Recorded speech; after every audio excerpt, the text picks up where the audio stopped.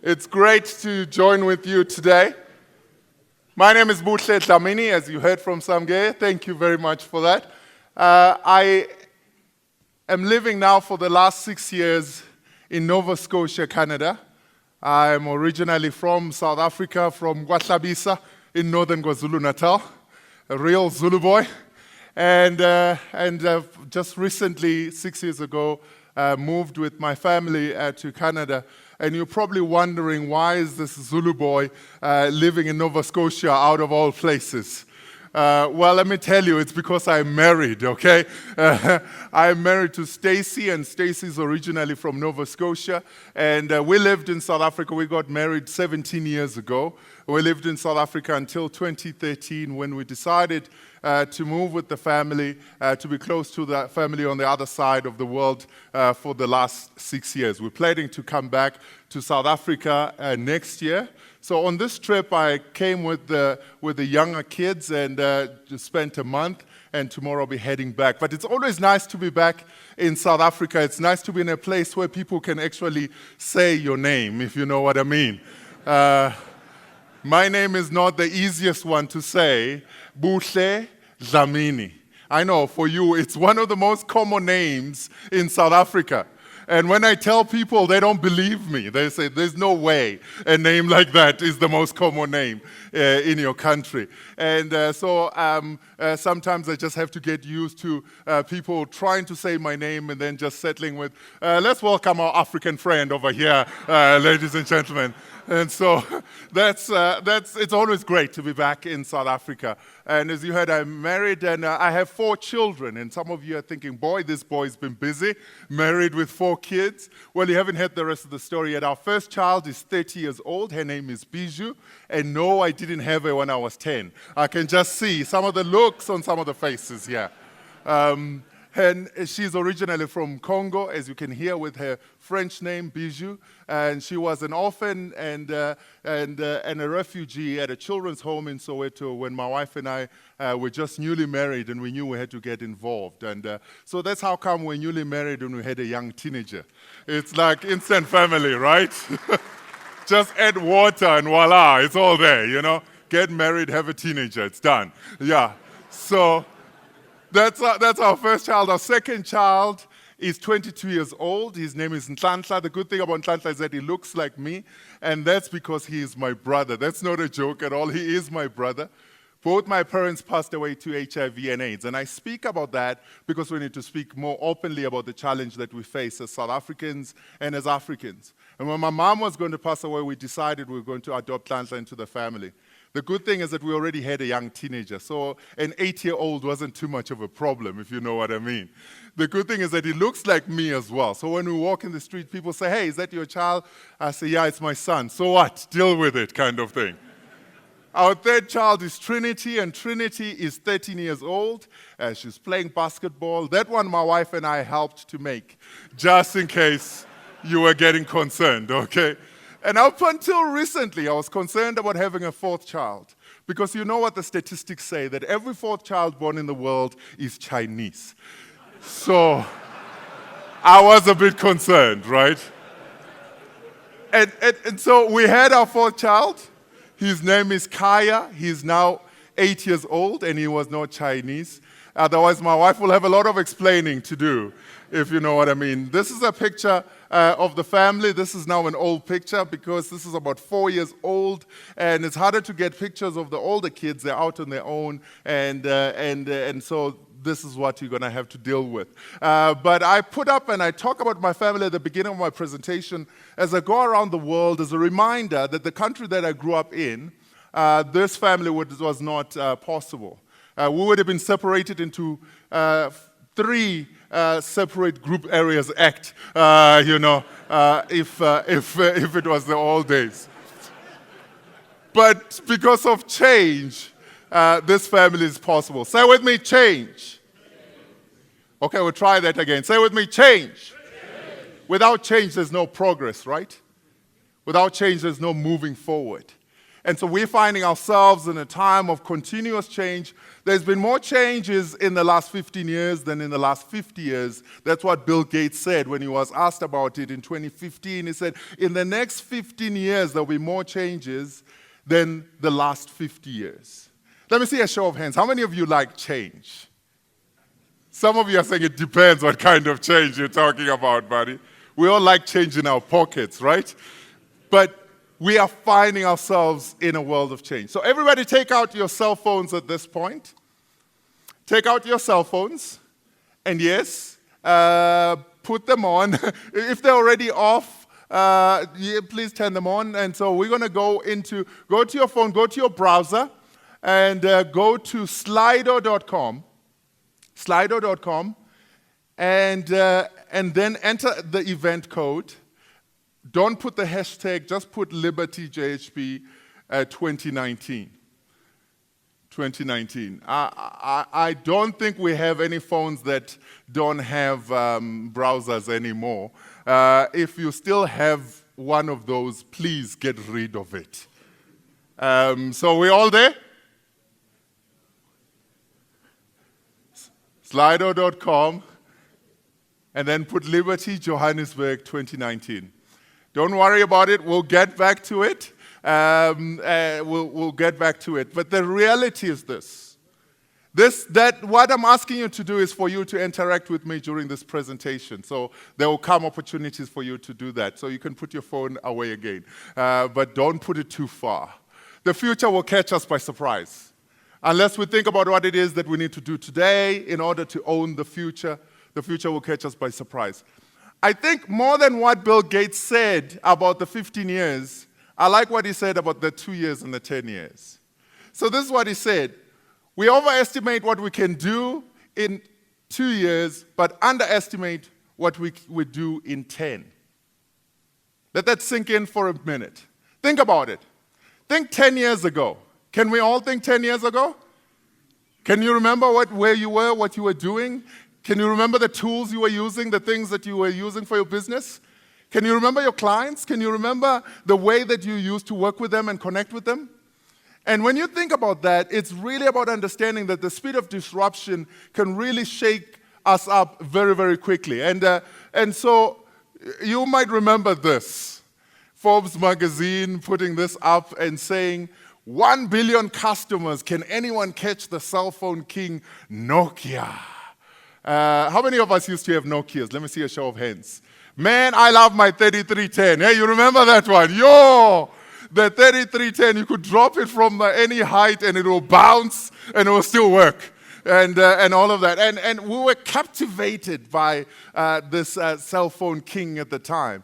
Can anybody tell me what year this cover was in? What year did they do this cover? 2007. 2007, very close. Those who said 2009, kudos, very close. What else happened in 2009? This happened in 2007. So the very same year that Nokia was celebrating, a few months earlier, this had happened, and nobody noticed what it was going to do. And this is what Mace said, and Stephen Allop, CEO at the time, when they were talking, he said, we didn't do anything wrong, but somehow we lost. You don't have to do anything wrong for you to be caught by surprise or for you to fail in the changing economy. You just need to keep doing what you've always been doing until it's not working anymore. Talking about this, Michael Mace wrote a great piece, and he points out to the collapse, and he says Nokia and BlackBerry were skating to where the puck was going to be and felt nice and fast and in control. And most of the time, this is how we are in our businesses. We think, hey, we're doing very well.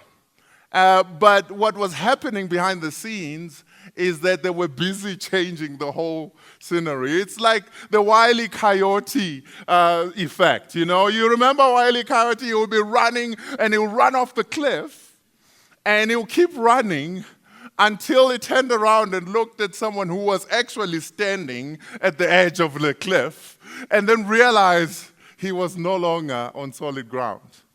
And in many ways, this is how we can find ourselves as the changes happen. So this is what has happened in most businesses, is that analog, that's where our success and our legacy was built on. Sort of like doing everything the way we've always done them, using manual things. And then what we do as digital has come is that we've just simply bolt on some digital aspects to what we've always been doing. And so we tag things on. But then we realize pretty quickly that that's not going to work, and so then we have to redo everything. So how do we move then from analog to digital very quickly without actually making a huge mess? Barclays Bank, when they introduced the app in the UK, they also sent out the introduction letter and the introduction email because, of course, when you release a new product, you have to send out an introduction letter that tells them about the product. But in today's world, this was a big, big no-no. Nobody wants an app that needs to be explained. And nobody needs one that's going to sort of like come and tell them. So let's go back to our phones. Are you ready? Have you got your phones? Okay. So we're going to go to the first poll on our phones. And then the question there is, as the world changes, how ready are you?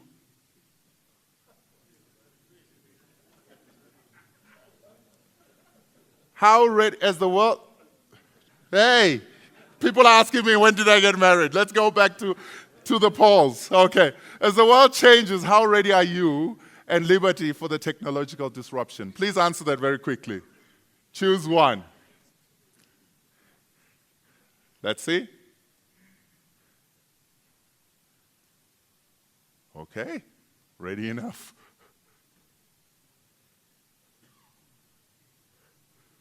Everybody voted? The polls are going to close soon. Make sure you've made your tick. 43% feel that you're ready enough. Okay, let's go back. Let's go back to the presentation. Well, that's good. So let me just see a show of hands to back up what was said up there. How many of you feel that as Liberty advisors, you are ready enough for the technological changes? The picture is very different to what you just showed me. Okay. But we'll go with that. We'll go with 43%. So where are some of the changes and the trends that have taken place? I'm going to run through some of them very quickly, but the trends have taken place in the mobile first. In today's world, we have access to everything at the touch of the button and on the palm of our hands. We've just done an exercise in that. We can interact. I will answer those questions later when we've got time about when did I get married. I got married in 2002, 17 years ago, if you were doing the math earlier. Okay, but cell phones have changed everything. And when you think about it, cell phones, most of you can't go anywhere without your cell phone. As a matter of fact, it's the first thing that we see in the morning and the last thing that we see at night. Even if you are married, right? You know, it's like good night, darling, on this side, and then more tenderly and softly, good night. As a matter of fact, most of us, if we leave our cell phone at home and we already have been driving for 45 minutes, we'll turn around and go back. But if we forget our spouse, they can just Uber, you know, just find their way there. Think about it. Our customers are on their cell phones all the time. Our spouses are on their cell phones all the time. Our kids are on their cell phones all the time. And yet, if I may ask, how many of us are using social media to connect with our clients on a regular basis? Let me see a show of hands. That's not enough. And so in terms of the technology, it's already available. We're using it all the time, but we need to move on to actually using it for our businesses, using it for the benefits that it can deliver. Second thing is that we've got to understand that with these cell phones, with these technologies, the Internet of Things and the connectivity that people have today means that if you are not available there, you don't exist. If you're not available there, you don't exist. If I can't Google you, if I can't LinkedIn you, if I can't tweet you, if I can't do any of those things, for the generation of customers that you're trying to reach, you don't exist. And then, artificial intelligence. The advances in artificial intelligence means that we have moved much further than we ever thought we could. How many of you remember Deep Blue defeating Kasparov in the 1990s? You remember? It was a big deal. Here was this artificial intelligence on a computer that was able to beat the master of chess. There are about 10,000 possible moves in chess, and so this was a huge deal because it proved that computers can learn and then they can get smarter than even us humans. But that was a very long time ago. What has happened since then is that artificial intelligence is changing everything, even as I speak. You think about staying with the games. There's a game called Go, which is an Asian game, and this is a very complicated game. There's 100 million possible combinations for every move, as opposed to the chess's 10,000 moves. So when Google taught their computer AlphaGo, AlphaGo learned the game and then went on to defeat every single human expert and champion on the game. And then there was something that happened. There is the move called Move 32. Move 32 shocked everybody because when the artificial intelligence, when the computer was playing, they realized, those who were watching, they were like, oh, this artificial intelligence is messed up. This move is wrong. There's no way it's going to win now.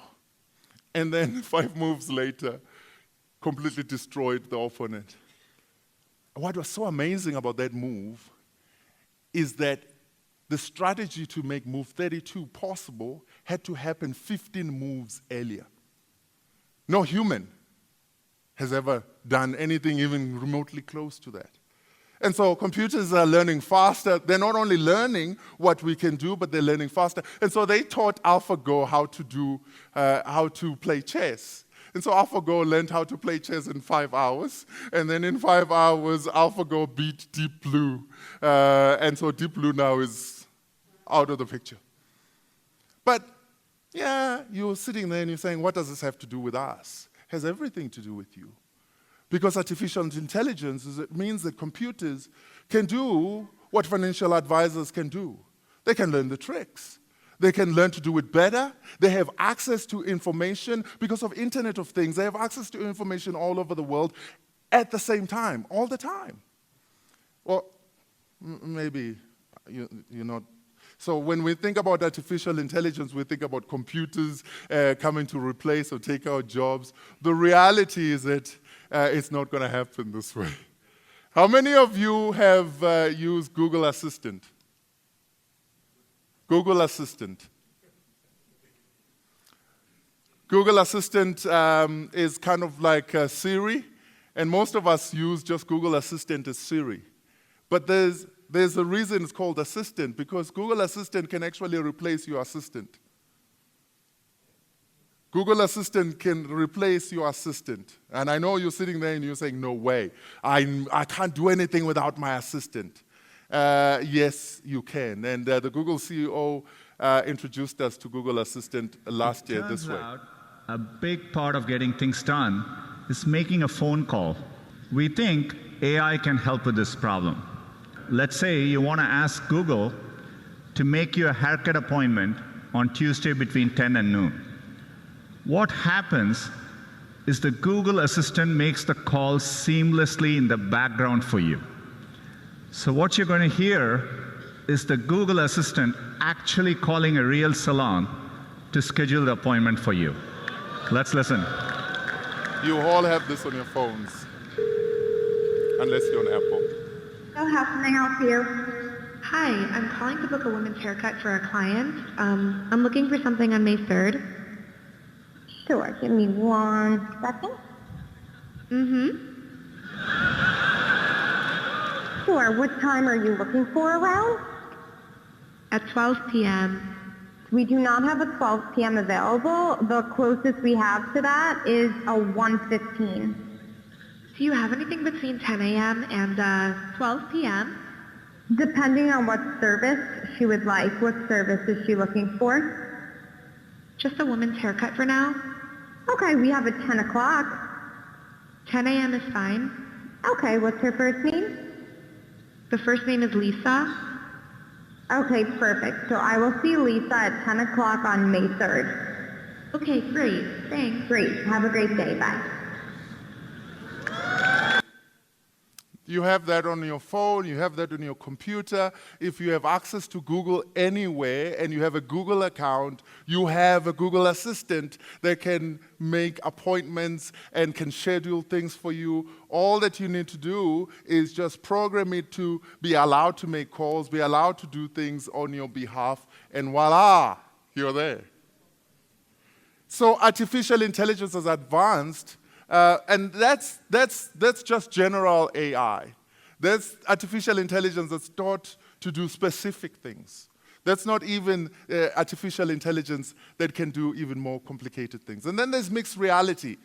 Mixed reality, we've moved from keyboards and screens into touch screens, and now we don't even need touch screens. Amazon Go is awesome. What Amazon Go does is that basically you just sign up to Amazon Go using your Amazon account. And so the next time you're in New York, try this and go to the Amazon store. And all that you do, you just walk into the store and you take whatever you want and you walk out, and it's all built to your Amazon account. So there's no interaction with anybody. There's no, it's all, and if you change your mind about that cookie, because maybe you're worried, you can just put it back and then that will be removed again from your account, and then you walk out. And so mixed reality is not just about actually being able to touch things, it's actually being immersed in data, engaging with data on an ongoing basis. And then, of course, driverless cars and shared economy. This is already here. In Phoenix, Arizona, over 100,000 people signed up for driverless cars. So that means if you've got an Uber on your phone, if you go to Arizona, to Phoenix right now, and you switch and you say, I want to drive, you can actually get a driver. You know what that means? That when you call Uber, then the car just shows up just by itself. And there's no driver. I know some of you are like, oh my goodness, I would love that. No small talk with the driver, no funny smells, just the car, I could just sit back and work on the reports and all the stuff that I need to do. But here's how it affects everything. And I'm using this because I know in South Africa you're saying, oh, this is still too far away. So why I'm using this is because this is why the shared economy continues to take foot, is because when these cars become legal, then they become compulsory in some parts. So they start separating the highways. So if you go to LA, you've got 10 lanes, and all of them are going like this. All the cars are going like this. And then what they just do in the next few years, they have those 10 lanes. 5 lanes are only for driverless cars. And driverless cars, because they're connected through the Internet of Things, they can group themselves according to where they're going, and they move faster. So here you are resisting the change and saying, no way I'm going to be in a driverless car. And those cars have less accidents than you are having on this side of the slow side. But also the shared economy. Why do you even need to own a car? Because then the car can be on a rental service, or on a lease service, or just on a shared service, where whenever you need the car, you book the car for those periods, and it rocks up to your house, and then it takes you to the office, and then when it's time for you to come home, it takes you back. If you own a driverless car, of course, then you can use it. It can go and work for itself instead of costing you in parking. So the implications, to this are huge. The implications for insurance are huge. The implications for our industry are huge. And so we have to think about these things. The question is, what will your driverless car as the world changes? And so, of course, cybersecurity and quantum computing, we need to pay more attention there because the criminals are already investing more and more in that. And then in terms of the financial world, you know all about the things that are happening in that space, the cryptocurrencies and so on, blockchain. And some of us are resisting and saying, I don't want to be involved with that. The truth of the matter is that if you're a financial advisor, you're going to have to learn. You're going to have to learn how it works. You're going to have to learn how to actually trade in it and actually be part of the gold rush, the mine rush, whatever you want to call it, that's happening there. And so these changes are happening. Then comes singularity. Are you getting scared?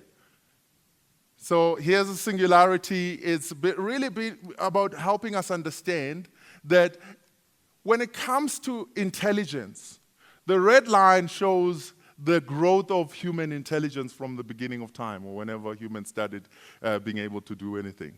But then you get to 1950, 1948, you start getting computers, getting intelligence. And the point where the computer intelligence surpasses the human intelligence is the point that we call singularity. And there's many arguments. Some are saying it's as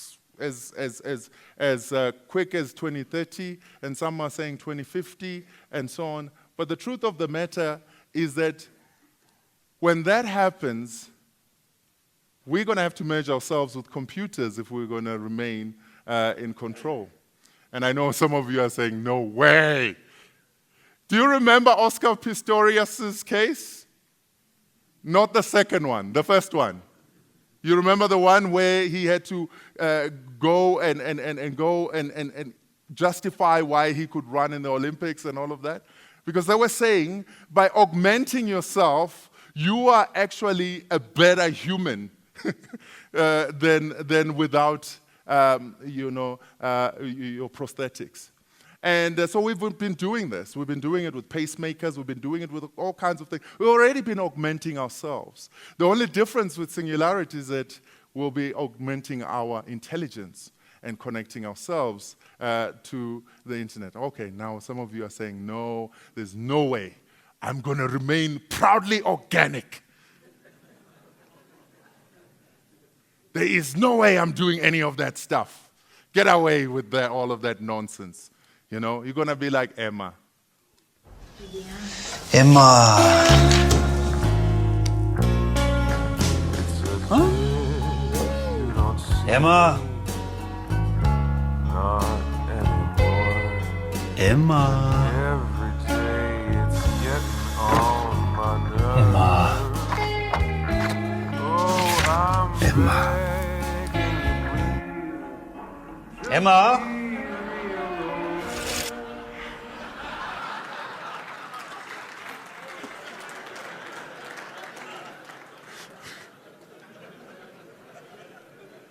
So the question is not whether we can do it. The question is, should we do it? And so there are a lot of questions milling around. I can speak a lot about this stuff, and I love talking about this stuff. I can talk about the doctor that was arrested earlier this year for using CRISPR to sell designer children. What he was literally doing is that when you're pregnant at the embryo stage, he can go in and code at the DNA level, code out some of the hereditary genes that you don't want, you know, things that you didn't like in your mother-in-law. You could just go in and just make sure they're not there, all of that stuff. So this is what we're dealing with, okay?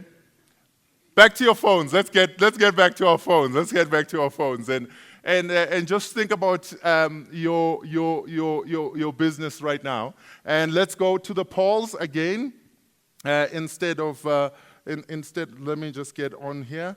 Go into the polls, and then we go into which trends. No, stay there. Which trends will have the greatest impact on our industry over the next year? You can choose 2 at the most.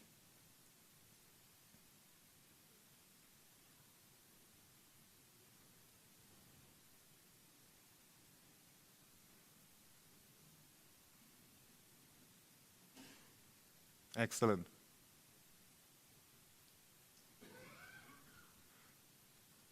The polling is going to close in a few seconds.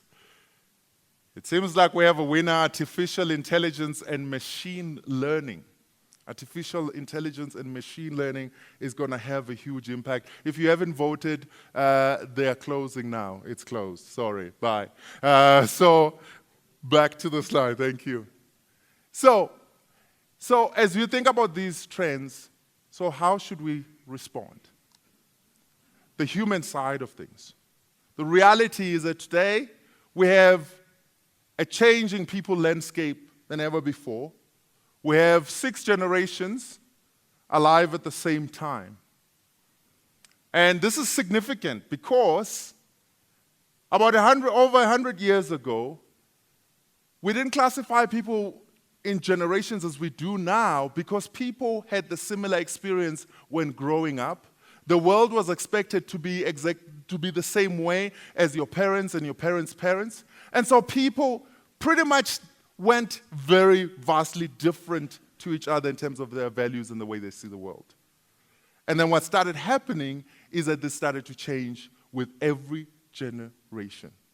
And so now we've got the silent generation alive, we've got the baby boomers, we've got the Generation Xers, we've got the millennials or Generation Y, we've got the X and the Z. And someone said, are we just going to keep going? Yes, there's already Generation Alpha being spoken about as we speak. And so totally different ways of looking at things. The way that they look at work is very different to how we've looked at work. And so if you're working with today's talent, you're going to have to change how you connect with them. You're going to have to think about what you need to do differently. Because right now we're dealing with digital natives. Digital natives are those people who were born after technology. And, we've heard the term BBTs, the born before technologies. I call them, digital immigrants. You know you're a digital immigrant when you get your cell phone. It's nicely wrapped in a box, and you're all excited about it, right? And you open it, and there is no manual, because they don't put manuals anymore for some of these phones. It should be intuitive. And so you open this thing and you're searching, you even look under the box. I don't know why we do that, You even look under the box and there's nothing, and then you call any 10-year-old that walks by, Hey, you, come here. Show me how this thing works, And you call them and you ask them, and then they take it for 5 minutes.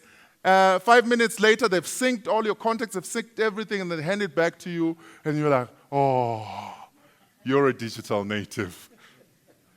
You are a digital immigrant, sorry. So the young people are digital natives, and so the way that we connect with them has to be different. Here's what the World Economic Forum says are the important skills that we need as we go forward. So let me just touch on some of them. The first one, for us, it's going to be curiosity. We need to be asking more questions than looking for answers. We need to be asking more questions than looking for answers. There's a huge difference. The act of asking questions actually pushes us to think differently. The act of asking, why do we keep doing it this way? Isn't there a better way? What would happen if I did? So by asking questions, I don't mean asking stupid questions. Hello, I'd like to order french fries, a burger, and a milkshake. This is a library.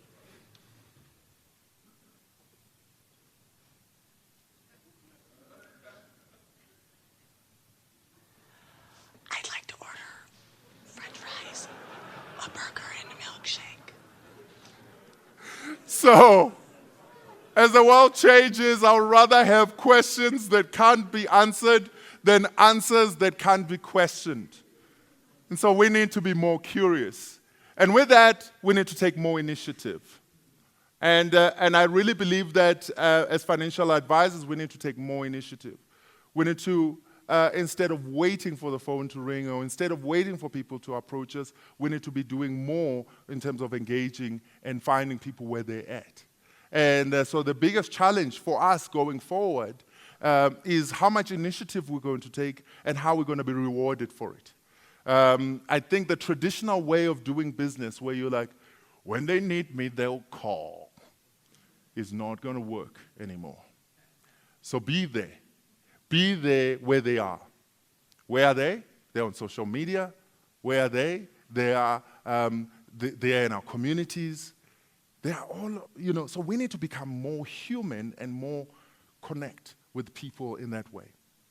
Then resilience. Resilience speaks to bendability. In other words, don't let the winds of change break you, but bend you and keep moving. I love this quote by Stephen Hawking. We need to be adaptable. We need to be more adaptable. So what does this mean?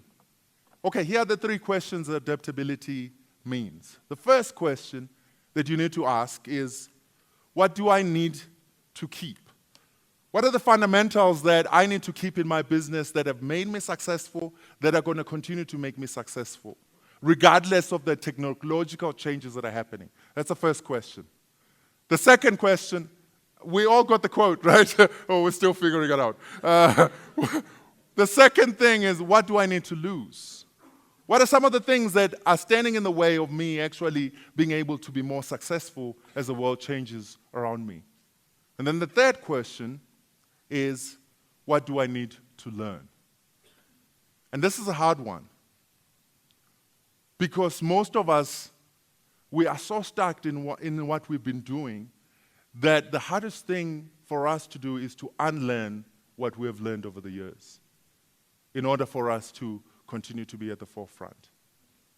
Pick up a book that says Blockchain for Dummies.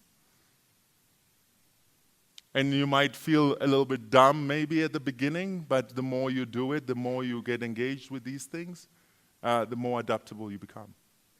Intelligence is the ability to adapt to change, Stephen Hawking. And then self-leadership.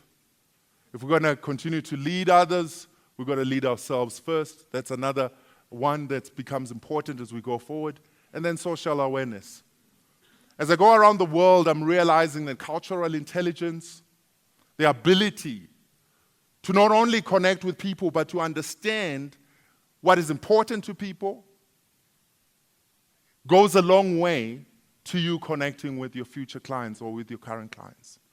And so social awareness becomes more and more important as we go forward. And right now there's a pushback around the world of people trying to push against difference, trying to push against anything that they're not familiar with. Let's go back to our phones. This is for the last time. Phones. Okay, I need to get on. So we're going to do the last and the third poll. Thank you. And this is about the characteristics that we need to develop going forward. Which do you believe is the most important character quality for the future? Let's see. I think some people are just choosing the first one every time.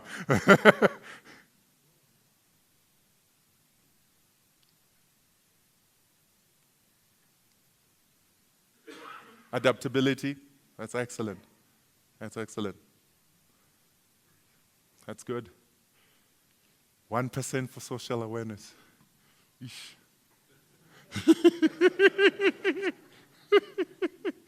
Oh. Okay, the polls are closing in 5, 4, 3, 2, 1. Thank you very much. Let's go back. And so, let me answer the last question then. So what should you do in your business? What should you do in your business?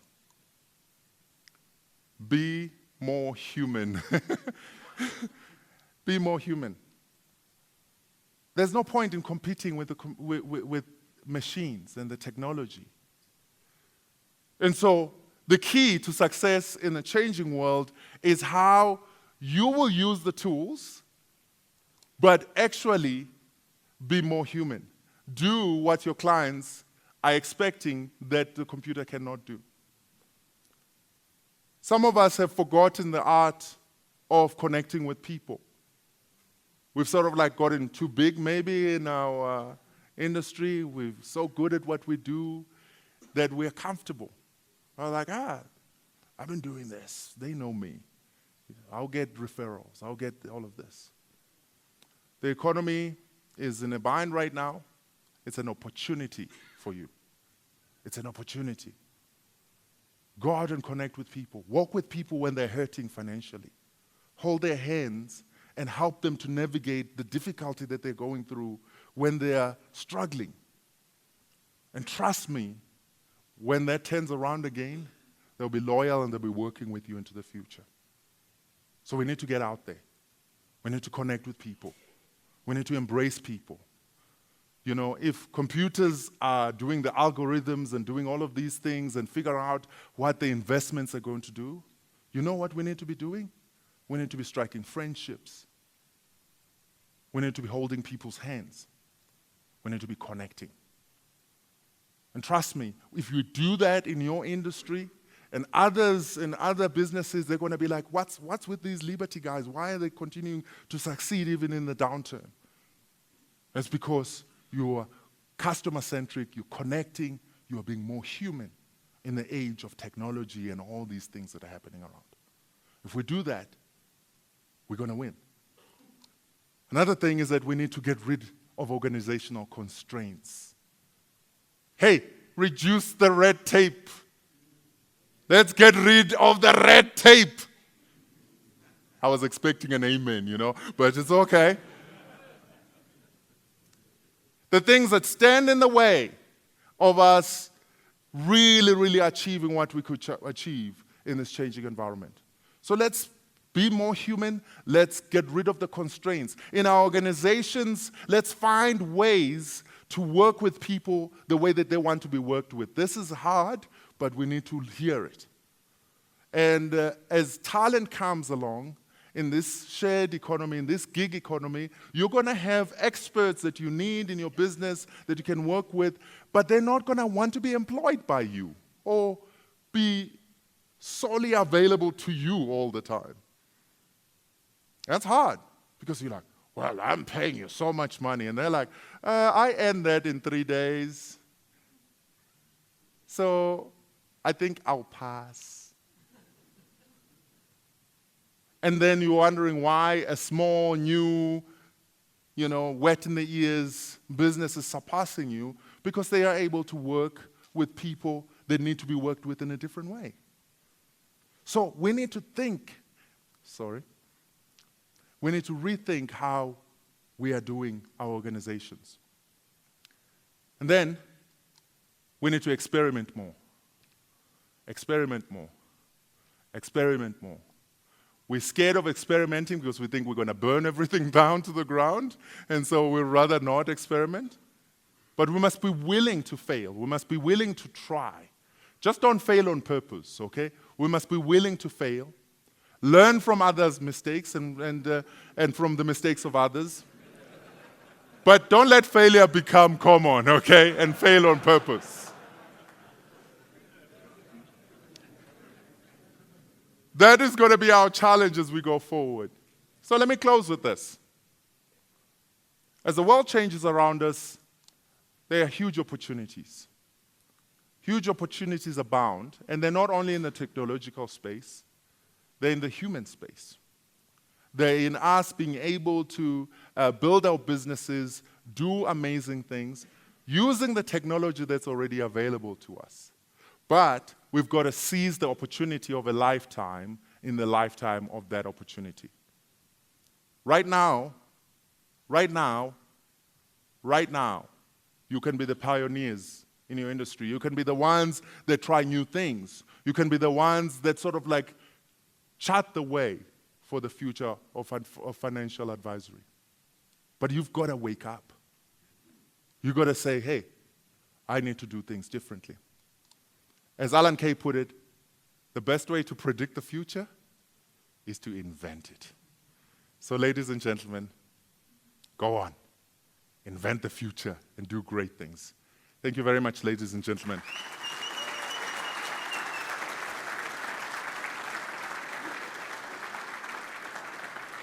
I have 2 minutes. Do you want us to look at some of these questions?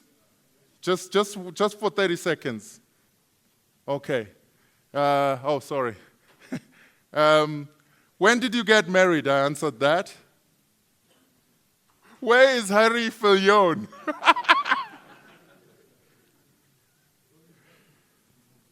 And I will take this one. It says, how do you feel about women being raped, killed, attacked, and beaten on a daily basis? Can you really come back to this country with that attitude? Thank you for asking a question. I've been asked this question. The moment I came for this trip, and I said, we're coming back next year, we're buying a new house, we're selling our old house, and all of that. And some people have been, excited that we're coming back. But some people have been like, why? And the answer for me, as a young, well, I'm not so young anymore, but as a South African and as a leader, is that this is a place where I can make a difference. Yeah, I can make a difference in Canada and all of that stuff, but this is where my difference that I make can impact the most lives. And I've done it before leaving South Africa, studying Kalamba leadership programs for young people in rural schools. And when we started in 2009, we started with one school just outside of Ngutu in KZN. And now, every year, we are doing over 150 schools. We've got South African businesses that are sponsoring these academies. And now, from 2009 to now, we've had so many young people graduate and pursuing their futures because we chose to get involved. I want to come back because I want to get involved. I want to come back because this is where I can make a difference. I want to come back because I believe that the future is in our hands. And so that's why I'm coming back. And if you want to find significance in South Africa, my challenge to you is get involved. There are so many things that each and every one of us can do. It doesn't cost us that much. It just costs us our imagination, our willingness to get our hands dirty, and we can change this country. Thank you very much, ladies and gentlemen.